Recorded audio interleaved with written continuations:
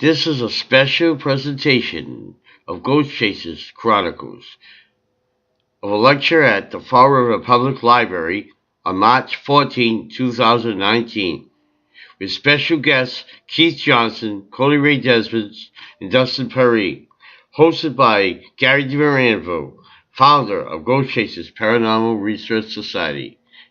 Please enjoy this presentation.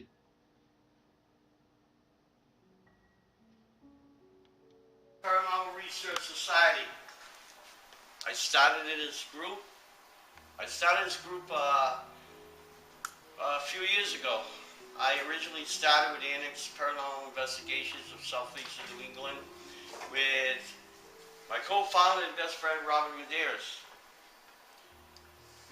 Our first investigation was at the Lizzie Boyd Bed and Breakfast, March 10, 2007 was our very first investigation. What we used for equipment wasn't necessarily what you call ghost hunting equipment. What we used was typical stuff you find in a hardware store, such as something like this. I know it's funny, but you know what? It does pick up EMF. It is an EMF reader, but it's also a battery tester. We use stuff like this. One of our original pieces of art we used was this thing. This is the original. But what I did was I converted it into a regular EMF reader. I'm trying to do an invention with Cody DesBiens from DesTech. Cody DesBiens is a friend of mine. He works with the TAPS home team, and he also invents equipment. His newest line, well, his biggest thing now is this. This is called a vibration-activated light sphere. You push on it, and it lights up. And it works like, pretty much like okay. It works like this, a REM pod. A REM pod is a little bulky, but it does work. That's what it does. We're going to start off now with the lecture, the film, and we're going to get someone to operate the video camera, the projector. This film is been condensed by the one and only Keith Johnson from N.E.A.R, New England Knowledge Research, formerly of TAPS, the Atlantic Paranormal Society. And this is my condensed version of my documentary, Life of a Ghost Hunter. From humble beginnings to our very first investigation at the Lizzie Borden house to present day from 2015. Enjoy. Then if you have any questions, you can talk to me and Keith. Me and Keith will answer any questions you may have about this documentary in the Lizzie Borden house and so forth and so on. Enjoy. Can you turn up the volume, please? Yep.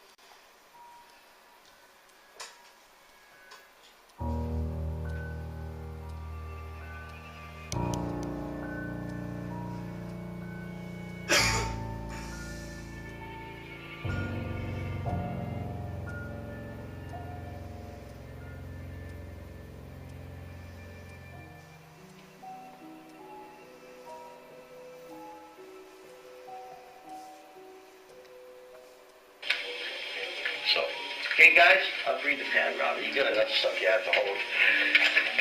Just let me know when you find. It's 67. 67. We're at 69 degrees already. My reading is 67. 20. Yeah, 40. Yeah, but that's Celsius, right? Yeah, it is.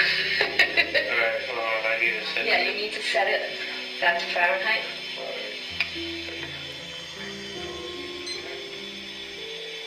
We started off with 63. We're near a radiator right now. You want to help me set that Fahrenheit, please? 71 degrees. I'm getting a lot of readings. You look like freaking happy. Reset that, please. Can you set his for him? We need to wait until the time we get to him before we go upstairs.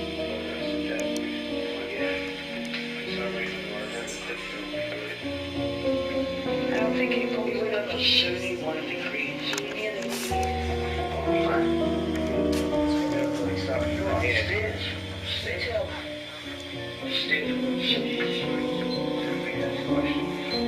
Definitely. Sorry, set this down when I asked. Well, is it still running? Yeah, always have it running. Always keep it on. What? Always keep it on. Here you go, buddy. Don't push the button. Is this anything that you... Look, they saw what they were here.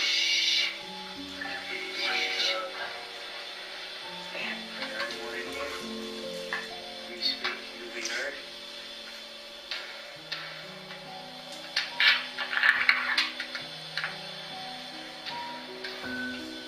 Whoever you are, I can't.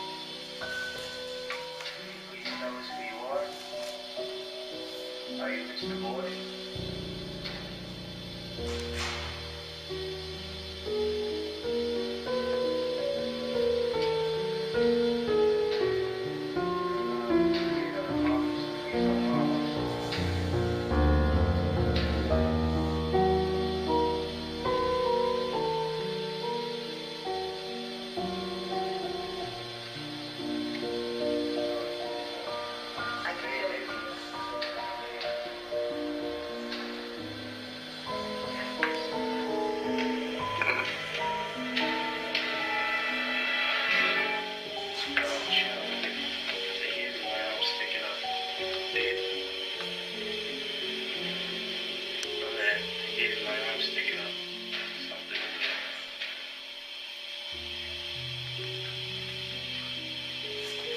Mr. Boyd, do you mind us being here?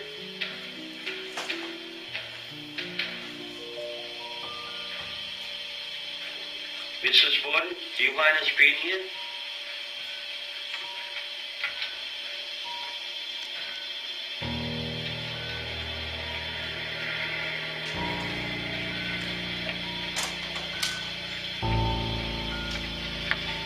Sit up.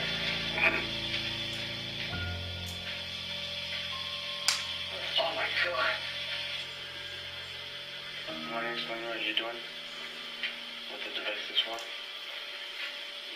Basically, seeing if there's any movement within Mr. Boyd, the room and who is the person that has the area? Nancy. Who's the person who jumps and moves? that's telling you that there's something in the room.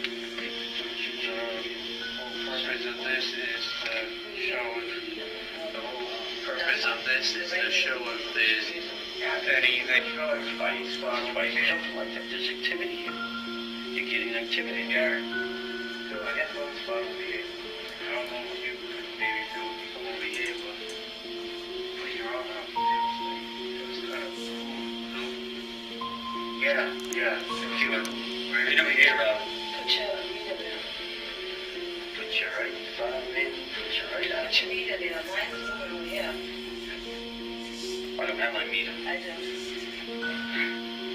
Thank God. It's Robin's favorite meter. What are you getting? Any reading? No. Showing 1.6 now. It's a weird temperature. We're near the radiator before Kelly. Yeah, just talking It's about hot. it here in this room. It's really like acting weird. That reason I'm 70. Attention here. It just jumped up to 72. Mine is still at 71. Alright, there seems to be some slight movement in this area, in this room. This is the living room where this woman actually gets killed. We're gonna run some EVPs, some EMFs, and some temperature changes to see what we can determine exactly what happened and if there is any activity in this room, we know for sure. So we're gonna just go through this room now. We're doing like a room at a time, and then after that, I guess we'll be probably going upstairs. So let's just do it. What's that, Rob? Yep.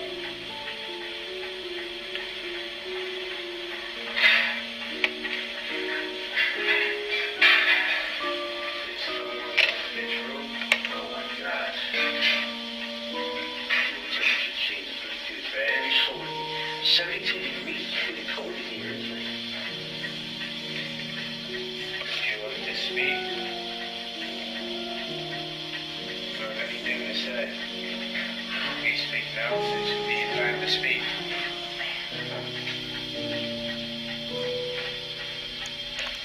Again, what are the recorders do? Yeah. I guess we all record at the same time. One of us will pick up something. Well, the recorders will pick up things that we cannot hear with our ears. Definitely. It will pick up sounds that maybe It's a lot of questions, sounds. the questions that are being asked in each room, things that we could not hear with our own ear, possibly later on we might hear activity from the recorders, so that's what we're doing right now.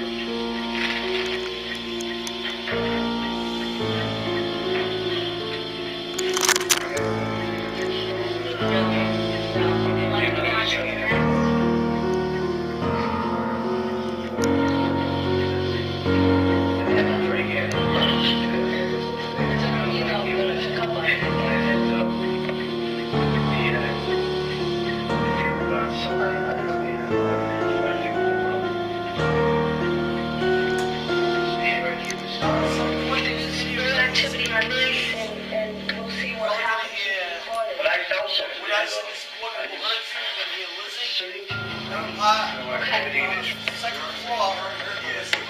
You heard that one already? Already, show them the way.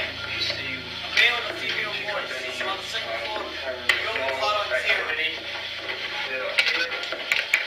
In the guest room where the stepmother was killed. Jess is gonna get kind of heavy up here. Your chest does? Oh, in this room, yeah. This is what I mean. This is what I feel is killed. Oh my God. You have time breathing in here? Yeah, it is a little. A little tense. Does anyone know who the stepmother's name was? It's Abby. Abby? Is this Abby? Are you in here? Would you like to speak? In the guest room. Were you killed? Do you know who your killer was?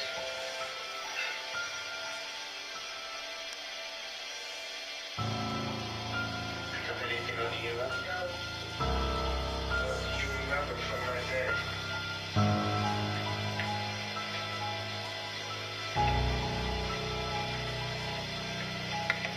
Anything you'd like to tell us? Let us know.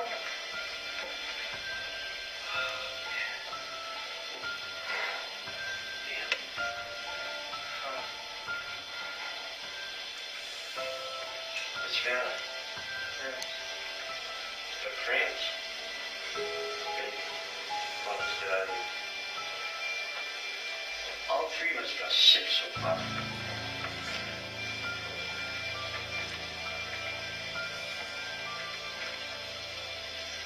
You mind us being in this room?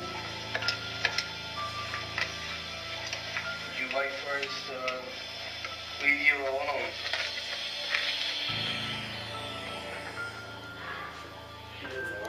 That's fine.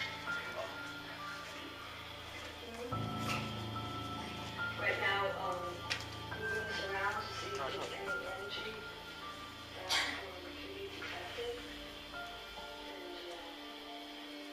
And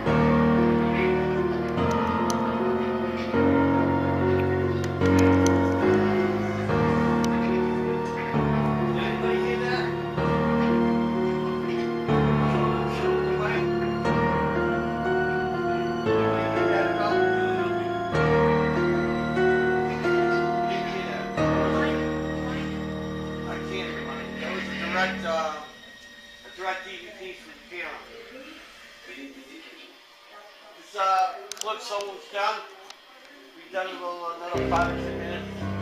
And then we're going to talk a little bit. And then after that, what we'll do is have a raffle. At 10 years old, I was reading books on it. I was drawing pictures of Lizzie Borden in my classroom. And I lived in Taunton. I was already attached to Lizzie Borden. And I found out that technically I'm a distant relative. I didn't even know I was a distant relative until my cousin told me, "Do you know we're related to Lizzie Borden?" And she goes on and on and on about the history of the family, on and on and on. And so I'm indirectly related. I don't know, 5 times removed, probably. I don't know how many times removed. And maybe that's why I don't know. Maybe that's why I'm so, attached. I don't know, attached. This house keeps calling me back. Maple Crop, yeah, I'd love to go to Maple Crop, but something about this house is just, this is the house I'm drawn to. I'm not so much drawn to Maple Crop, although I'd love to investigate it with the history of it, and I'm constantly studying with the history of this house, and it goes back even further than the Bordens. Another family used to live there before the Bordens, and a family before that. Children got drowned in a well on this property by their mother, and the mother committed suicide. This house has history of murder and so much darkness, but yeah, it has a light too. There's a light about it.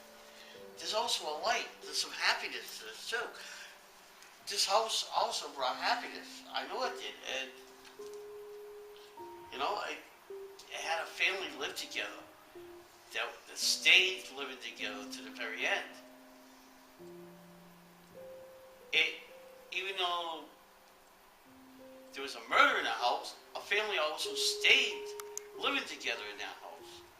So wherever there's darkness, there's usually light.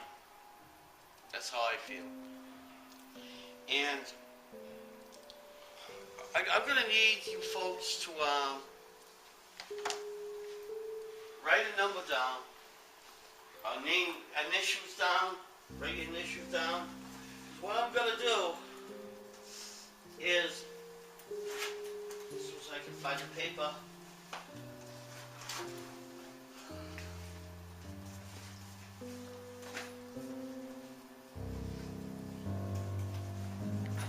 I can't find the paper. Oh, here it is. I want you to write your initials down because I'm going to draw names for people to win a copy of my documentary Life of a Ghost Hunter. Why I'm doing the lecture. So I'm going to pass this along and everybody write your initials. Tear it off like a ticket and just put it on there. Anyway, what? Keith recently, before I get into Keith, I'm going to tell you. Oh my gosh! Ladies and gentlemen, speaking of TAPS, my 2 buddies, Mr. Dustin, Pari, and Cody DesBiens from TAPS. Yes, these guys, I'm going to have you guys talk. We got not only one guest, we got 2 more guests. What we're going to talk about is, before I get into Keith, I want you to watch Ghost N.E.A.R on YouTube. If you live in the Rhode Island area, Cox TV. Okay? Anyway, Keith is going to come up. Keith recently did a segment of Lizzie Borden's. As a matter of fact, me, Cody, and Dustin was there that day when Keith did a segment for Ghost N.E.A.R. And we were filmed. As a matter of fact, we did a private investigation later on that night. Me, Keith, and Cody. No, me, Dustin, and Cody. I'm sorry. And we actually did a segment, and it was pretty cool. I filmed the whole thing. Anyway, Keith, would you like to speak about your experiences in Borden House, and we'll have Dustin and Cody come up and speak and talk about demonology. Oh, Keith may even talk about demonology too. So let's hear it from Keith.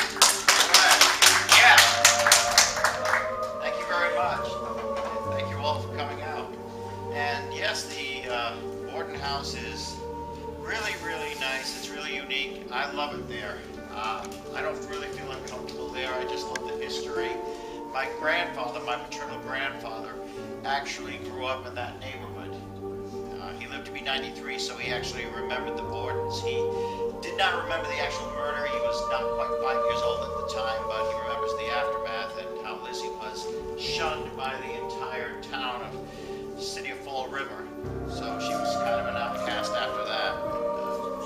And the murders did take place, as Gary showed you in the documentary. There are still blood stains there in the basement where you can see it. You have to use a UV light. But some forensic scientists came there, and one of them sprayed luminol on it, and it really brought the blood stains back out. So if you use a UV light, they'll actually glow there. And they've never been able to get the blood stains off, which I hope they don't. And they use Bonami. Now, that's an inside joke. You'd have to go back and watch a movie called The Ghost and Mr. Chicken. The Ghost and Mr. Chicken, starring Don Knotts. If anybody remembers that classic movie, but that was a classic line in it. But, anyway, yes. Recently, we did for my show GHOSTCHASERS, we did a two-part episode, and that's being shown locally in Rhode Island, statewide. And very soon it's going to be up on YouTube, so everybody can see it. Part 1 and Part 2 of our adventures in the Lizzie Borden house there. And unexpectedly, Dustin and Cody showed up to help us, and it was really a good time. We really had a very good time. None of us were attacked by the grace of God, and we were all safe. And really had some interesting experiences. We did get examples of EVP there too. And for anybody, does anybody not know what EVP is? EVP is the electronic voice phenomenon, and it's when a spirit voice will be picked up, but you don't necessarily hear it audibly. Now, there is such a thing as AVP, where it's audible voice phenomena, where you hear a spirit voice, a lot less common. But EVP, electronic voice phenomena, by some process we don't totally understand, spirit voice is captured on either magnetic or digital recording. And it's like it decides that it's going to place its voice there.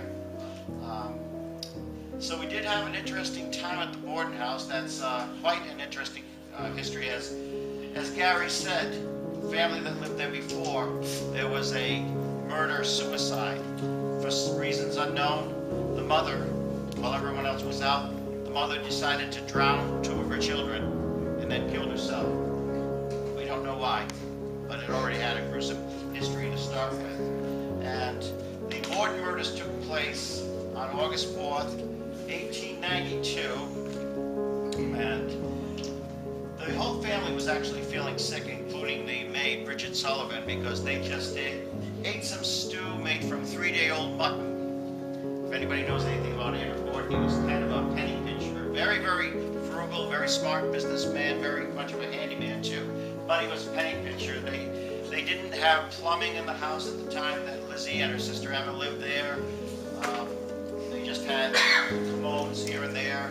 No electric lighting, so they're really kind of behind the times considering his wealth and his status.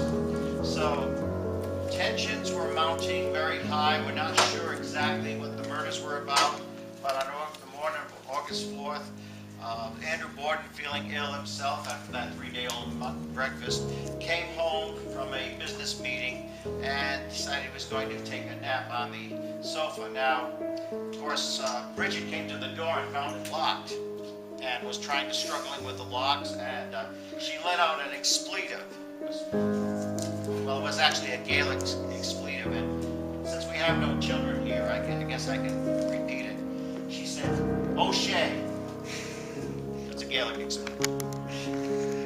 So she's fiddling with the locks, and she heard Lizzie laughing. She looked up the stairs. There's Lizzie at the top of the stairs laughing, presumably at her. Finally, Mr. Borden comes in. "Why is the door locked?" He decided he was going to take a nap. Well, shortly after that, Lizzie came running to Bridget and said, "Father's been murdered. Father's been murdered."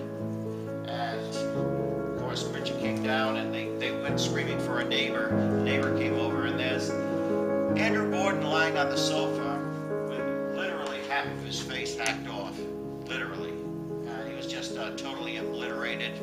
Got a total of, I know because we heard the rhyme, Lizzie Borden took an axe, gave her mother 40 whacks. When she saw what she had done, gave her father 41. Well, it wasn't really accurate, but it does rhyme. As Dustin says, it does rhyme, so it was a nice little ditty. But he received a total of 10 to 12 whacks in his face. It's just totally obliterated. And later they came upstairs looking for Lizzie's stepmother, his wife Abby, and she was in the bedroom, what they call the Morse room. John Morse was the brother-in-law of Andrew, and she was next to the bed lying there, and she had been axed, or hatcheted, more like hatcheted, a total of 19 times. And the back of her head was completely split open. Whoever did the murders, she did see them. By the way, forensics added it up. She didn't have time to turn around and see the hatchet coming down and who was doing it, but of course she did not live to tell. Lizzie was shortly after arrested for the murders of her father and stepmother. It was a year-long trial, made a national sensation all over the country. In California, they were reading the daily transcript of the trials. They had an all-male jury, and she was finally acquitted. There wasn't enough evidence, and everybody cheered her. Everybody was glad, except she was never able to live it down in the town of Fall River. She tried to go back to church where she had previously been a Sunday school teacher. Nobody would sit with her. They just moved out of the pew. So she left the church. Shortly after, some months afterwards, she moved into Maplecroft, a house that she named Maplecroft, and that was quite the mansion, very luxurious. It's because of her inheritance, along with Emma. However, she became involved with theater folk, and apparently Emma didn't like that. They had a big quarrel, and Emma moved out. She moved to New Hampshire, and they were never to speak again to each other the rest of their lives. So Lizzie did live a long life. She lived to be in her 60s. Emma lived to be in her 70s. But when Lizzie died, Emma died 9 days afterwards. So we'll never know the whole story. Never, because those who were involved are long deceased. But there is a lot of paranormal activity involved with the Lizzie Borden house, and it's a beautiful tour if you want to tour it. And I do encourage you to watch the episode. If you want to go see something, do it August 4th. Yeah. React because I played Andrew Borden one year for the last couple of years, so it's pretty interesting. Andrew Borden right here with us. Yes, he does a reenactment. They do a reenactment every Yeah, that's my tech guy, Caribbean. This is Ronnie Cabral. Give it a hand. All right, thanks, Keith. Okay, that's all right. I'm on a schedule. Yeah, that's true. Well, next on my schedule here, we're going to talk about, I'm going to make a short note about skeptics. I'm going to have Mr. Cody DesBiens come up and talk about equipment. And we're even going to have, at the same time, we're even bring up Dustin Pari to say a couple of things too. Right along at the same time, right up here with Cody. But first, I want to talk about skeptics real quick. Timing with 2 minutes is up because we're on a tight schedule. We're only got an hour. So yeah, skeptics. Skeptics are poison. They're pollution. They're the lowest form of opinion to the paranormal field. So, a real hardcore skeptic, they open their mouths when they don't know a damn thing about the paranormal field. How can anybody say, we don't know what we're talking about, there's no such thing, we don't know what we're doing, and everything else, but they don't know the first thing about it. It's like me going into like a lawyer going into a machine shop who never touched one piece of machinery in his life other than a pencil to tell the machinist how to do his job. Or tell him, oh, yes, or tell us we're fake. Oh, okay, we're fake. Then how do you fake a scratch on your back when you're in a haunted location? How do you fake that? You walk into a location and there's nobody else in the room and you got your hands too busy on equipment to scratch yourself. How are we supposed to do that?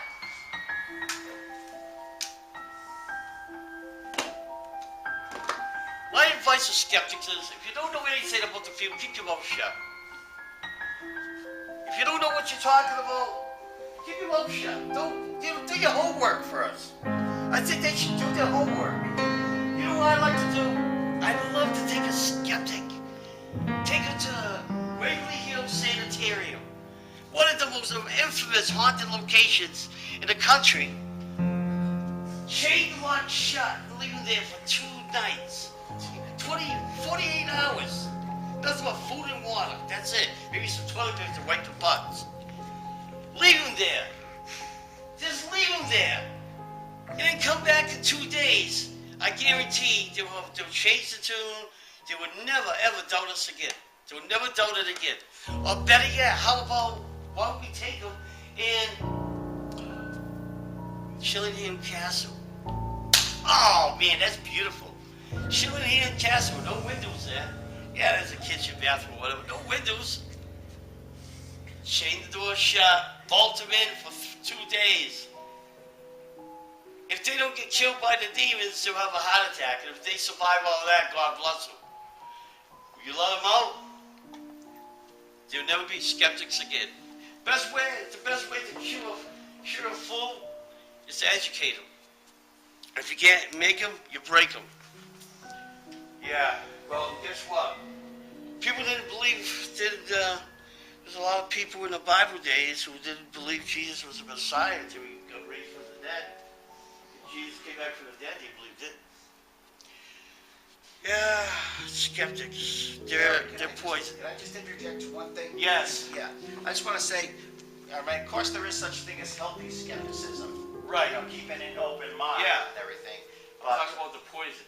Right, well, we've known some unhealthy skepticism too, just closed-mindedness too, so it does help to keep an open mind. Joe Nickel, very renowned skeptic. He's been in a number of magazines, a number of TV shows. He was a professional magician, so he knows how to fool people, how to trick people, so he knows the ins and outs of trickery and things. However, as much as I respect the man, sometimes I've seen him guilty of closed-minded skepticism too. Everybody familiar with The Conjuring? It's actually, yep, that's a case I had the opportunity to work on, my brother and I, when it was actually happening. Of course, the homeowners of the real Conjuring house in Harrisville, Rhode Island, Burrable, they didn't have a moment's peace after the movie came out. So people peeking in their windows at 12 and midnight, 1 in the morning. So Joe Nickel actually came to the Conjuring house to see if he could find some paranormal activity. What he did, he spent 2 days in Harrisville. He walked in every room of the house with the homeowner next to him just jabbering, talking the whole time. He said, well, I didn't experience one thing in this house, so I proved there's never been paranormal activity in the Conjuring house. And he walked out. That, in my opinion, is closed-minded skepticism. I think that's what Gary's referring Right. to. The poison. Yeah. The poison is what I'm referring to. The poison. I don't like poison. You know, if you take a good cake, you take a perfectly good cake, you bake it, and then some idiot comes along and says, I don't like the way that cake looks. And you punch a hole in it, in the cake, you ruin the whole cake. It's not a pretty cake anymore. It's just a mess. You punch a hole in it. It's just, you know, it becomes junk. You don't take a work of art and spit on it. You know, what I do as a paranormal investigator is, you know, we're pioneers, we're scientists, we're an art. We're also an art form. And more every day, people are paying attention to the paranormal field. More and more every day, we get more and more attention. Why is that? Because we know there's something out there. We experience more and more people getting involved. Get involved because it's real. I know what I found. Did you want to bring Dustin in? Hey, ladies and gentlemen, Mr. Dustin Pari and Cody Ray DesBiens, let's have it. Yeah. Thank you. Perfect timing. 2 minutes. Yeah, All right. Straight from the Atlantic Paranormal Society. Oh, one more thing, folks. As I said earlier, new item. Gotta get it. Thank you very much, Gary. Cody and I have known Gary for many years. Cody and I have also been friends for many years, investigating throughout New England. Cody is still an active member of the Atlantic Paranormal Society. I worked with the guys for many years, and also how I met Mr. Johnson, working with the Ghost Hunter show. For the better part of 10 years, I've worked with the show and the Ghost Hunters International show. We got to travel to 27 countries exploring these different things. So it's been a very wonderful journey. And Cody and I still do a lot of home cases around the area, and in Rhode Island, Connecticut, Massachusetts as well. And we tour around and do lectures at colleges and things. And we had an opportunity to work with Gary and Mr. Johnson over in the Lizzie Borden House just a couple of months ago. We had some cool things happen over there. We did. So yeah, working with TAPS, I handle a lot of the equipment, like Gary was saying. And when we enter a case, we kind of look at it, follow the scientific method, not perfectly because this isn't a proven science yet. I have an educational background in physics and electronics, so kind of putting that forward to an investigation environment is kind of difficult in a way, but really we want to monitor the environment, different points of the environment, atmosphere, pressure, humidity, things like that, electromagnetic activity. And at Lizzie's house, we were upstairs in the attic, and we had all of these devices running that are recording the environment. And we started hearing some strange knocking that's happening in one of the closet areas in the back bedrooms up there. Yeah, one of the young ladies that works here as a docent, does the tours and everything, she told us that she notices activity in the upper bedroom as well. And not really, we don't think, associated with the Bordens as much as perhaps the unfortunate story of the children who were murdered on the property off in the corner there. And when she's in that room, she would sit on the bed and she'd read bedtime stories, and Cody and I were sitting there. Gary had his camera in the hallway. And, sure enough, when we tried to address the children, we got a lot more activity, a lot more sounds and shuffling. We have one of the REM pod devices that light up. We had that over where the toy chest is, and sure enough, that started to go off as well. So it was very interesting to see. I always feel like when you go into these places, it is good to have a little bit of healthy skepticism, because you don't want to believe every story that people tell you, but at the same time, you want to be open to what's going on. And it's important not to ever focus so much on just one story. You don't want to just focus on, the Borden family, but be open to any spirits that may be around. Because I think that we're kind of the similar mind, that the spirit world's always alive and around 24 hours a day. It doesn't have to be midnight, it doesn't have to be 3 a.m., you don't have to have the lights off. But there's spirits that are out there, and if you're open to communication, sometimes they'll make themselves known to you. It's not all the time, but when it does, it's a very special moment for sure. There have been a lot of scary stories that have come out of the Borden house, and a lot of people that are experiencing these stories have never had a touch with the paranormal before. So something coming across like that can seem very scary at first, but Grant Wilson, if you ever watched the show, Grant Wilson said this best: I think fear is just a lack of knowledge. And once we figure out what that knowledge is and learn more about the spirit world, those scary experiences turn to be more normal. They're interacting with people that live here just like we are alive today, and they've just passed up. And all the times I've been to Lizzie's house, I've had good experiences. Definitely nothing intimidating when I've been there. Not saying, speaking for anybody else. We've always had great communication. And a lot of times I really think it's what you go looking for. A lot of people go looking for negativity in a lot of places and cases. We never really have that mindset. We usually don't get that reaction. We usually get a lot of women and children and lighthearted stuff, jovial spirits, joking around and stuff, so we like that. We'll turn the show back over to Gary. We just came to be supportive of our friend. Thank you, man. That's my boys right there. My boys. That's my boys right there. All right. Yeah, that's part of my TAPS family. My TAPS family right there. I always call TAPS part of my family because that's where I started. That was my roots. If it wasn't for TAPS, I wouldn't be here. If it wasn't for TAPS, I wouldn't be doing what I'm doing. If I wasn't for TAPS, I would have never found my passion. It's what I was good at, doing read and love. It was a calling since I was a child, but I didn't realize it. I didn't realize my passion until I started watching. One day, there was a new show Hunters. Remember that, Debbie? The new show. Back in 2004 was a new show. And I had to watch it every single Tuesday night. It was a religion. Like a religion. I had to watch Ghost Chasers. Ghost Hunters. Oh, shut the phone off, Debbie. I'm not answering calls. I'm watching Ghost Hunters. And then I started getting addicted. I started studying. I didn't just watch it for entertainment value. I watched it to study. I started studying the equipment. I started studying how they conduct investigations. And it's all the little drama in between was kind of crazy. With Brian. Brian was always up to this. Brian was always up to that, And when Brian left, Dustin came on. I says, hey, you wouldn't let nobody touch his hair. I remember that. You wouldn't let nobody touch your hair. And I remember what Steve did to you too, with the crown on. Put the crown on you and stuff. Yeah, the princess crown. Yeah. Dave Tango, they did that. Princess. Tango did that to you? No, they did it to Tango. Oh, Tango, I thought it was you. What did Steve do to you? He didn't even know he had a tiara on. He didn't do nothing to you, what? Oh no. No, because Steve, I love Steve to death. I met Steve a few times. We hit it off. He's a priest. I love Steve Gozell's. He's a crazy guy.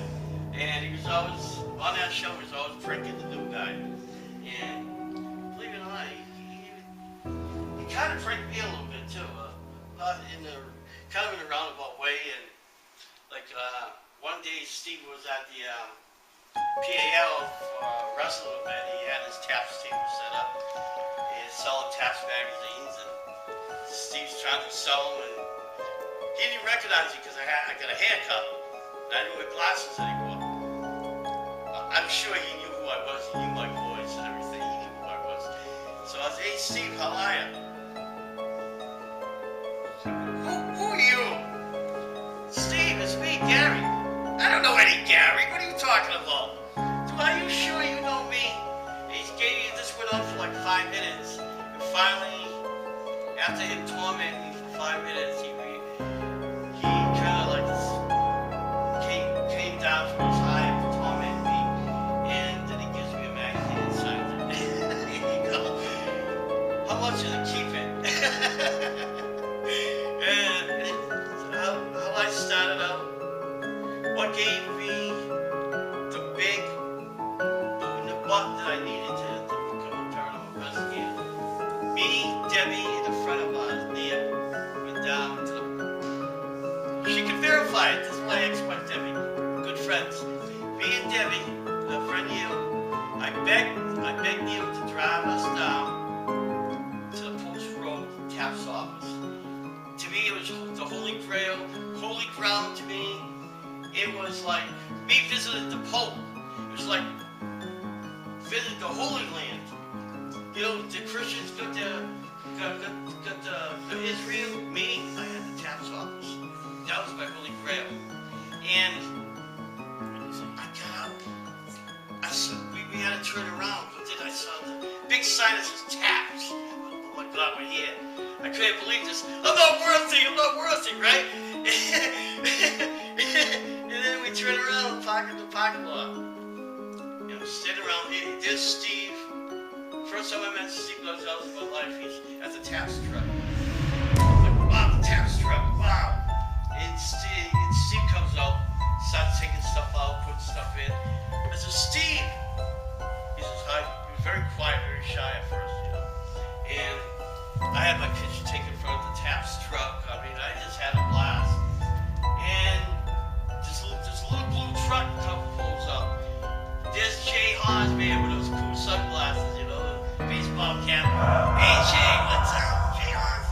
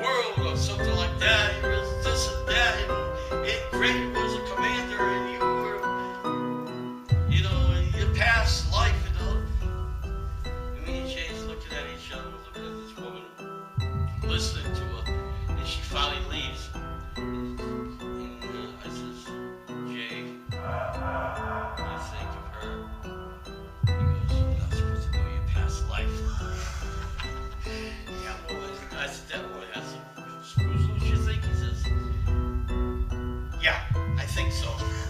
But we'll leave it as that. Yeah, we'll leave it as that. He doesn't like to talk bad about nobody, you know. But he knew, and I told him I want to be a paranormal investigator. And he told me, he shook my hand.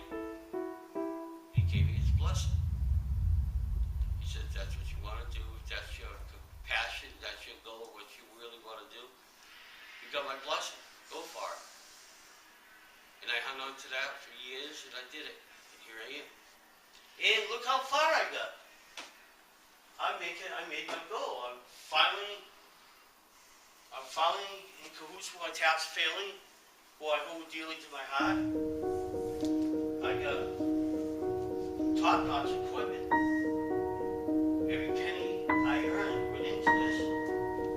I got K2 meters. I thought I would never own a K2 meter in my life, and I got 2 of them. I got,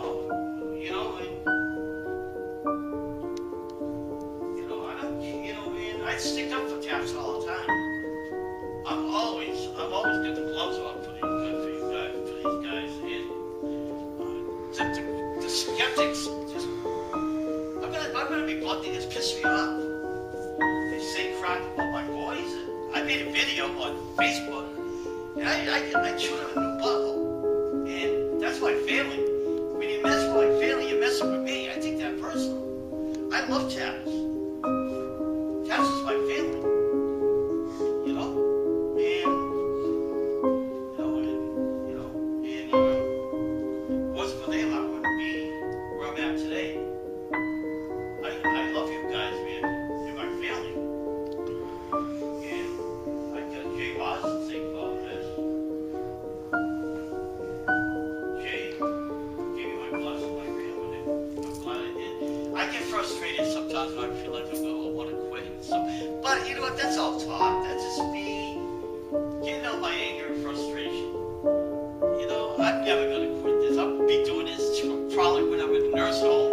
I'll be investigating the nurses when I'm in the K2 meeting, you know. Come here, baby, I want to investigate you.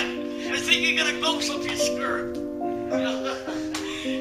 So, you know, I love doing this. It's what I love. It's what I do. It's my passion. Did you want to touch on demonology at all? Yeah, demonology. Before I go, we're going to talk about demonology. First of all, I want to tell you, this is the newest product. Again, this is the newest product in ghost hunting technology. It's called the Vibration Activated Light Spear by DesTech, by yours truly, Cody Ray DesBiens. And Cody, if you're interested in this product, talk to Cody. He'll tell you where to get it. And I got this thing and I tested it. Believe me, this thing works better than REM pod. It's a REM pod without all the batteries and antennas, but better. It's more sensitive. So, oh yeah, check out my commercials too. Okay, let's. Keith, would you like to talk about demonology? And then we got one more. Then we got the raffle, question and answers, and then we'll close. Okay. Pardon us, Keith. We have to sneak out. All right. I have Well, thank homework you to very correct much. for the little one. Always a pleasure to see you, sir. Nice to see What you. Great to see frequency? you. Well, no, I'm Yeah, I'll be there. I just want to say something about Dustin. Dustin is very prominent in working with suicide prevention. So very, very important field. Let's give him a hand for that. Thank you for all you do for the community. And thank you, Cody Ray. Cody Ray will be. Absolutely. Absolutely. Cody Ray is one of the assistant organizers, along with Ken DeCosta, of Ocean State Paracon, coming in July. I believe it's 7th and 8th, is it? 13th to 14th. 13th and 14th. All right, very good. Thank you guys very much. Sometimes you never know when they're going to show up. I'm glad they do. Well, just to touch a little bit on demonology, this is the heaviest aspect of paranormal research, and my wife Sandra and I are what was called a demonology team, along with my brother Carl as well. the three Johnsons, as some people call us, and that's what we specialize with, the inhuman spirits. Spirits that have never walked the earth in human form, not as we know it. And that's where you get the demons, the devils, and also the angelics, the angels too. And of course, this is where Sandra and I differ a little bit from the mainstream sect of paranormal research, because we're not, as we'll tell you, we're not big into human spirits. We're really not big into human spirits, the spirits of the dearly departed, because we have personally found so many times that it is actually a demonic spirit impersonating a human spirit. And we have found that again and again. We've actually got evidence of that. So that's where we're coming from. You know, we respect other people's beliefs by all means, but that is where we're coming from. We're not big on human spirits because there's just so much deception out there with these kinds of spirits. They have the wisdom of the ages, and when we do a house cleansing, we do house cleansings, we do a blessing throughout the house, we read different prayers, we go from room to room. When it's a cleansing, we actually go from room to room and read different prayers. That's actually to expel the inhuman spirits, but also invite angelic. We just don't leave a vacuum because then it can come back in. So instead of leaving emptiness, what we do is invite, we pray for angelic spirits to come in, the Holy Spirit to take that void out, to take that void and fill it with something positive. And we talk with the family afterwards and try to be as positive as possible, because positive energy is much more powerful than negative energy. But it's people have to cooperate. The families themselves that have been through this have to cooperate if they really want it gone, really want it out. And I would say the very first case, other than my own house that we grew up in, the very first case my brother and I worked on was actually very much a demonic case, and it became known as The Conjuring. You see The Conjuring movie. Have you all seen that? Most of you seen The Conjuring movie? Yes. Well, that is based on true events, but that's the first one that we were actually very heavily involved with. And I never thought it was a human spirit in there. Never once. Of course, in the movie, they say it's Bathsheba Sherman, who was actually a devout Baptist member of the local Baptist church of that congregation. But the children took me outside. They wanted to give, because I was a long-haired hippie type, they took to me, and so they took me by the wrist, and they were going to give me a walk through the whole property and give me a tour.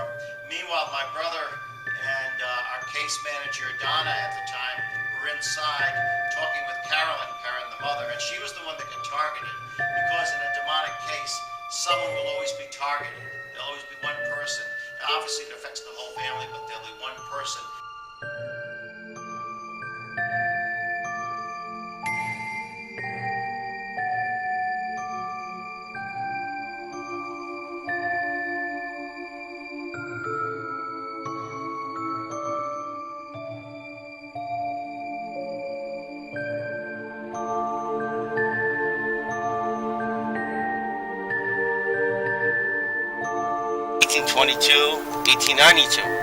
His wife, Sarah Anthony Borden, was the first wife. 1823, 1863. Then we got his wife, Abby Durfee Borden. The Durfees was well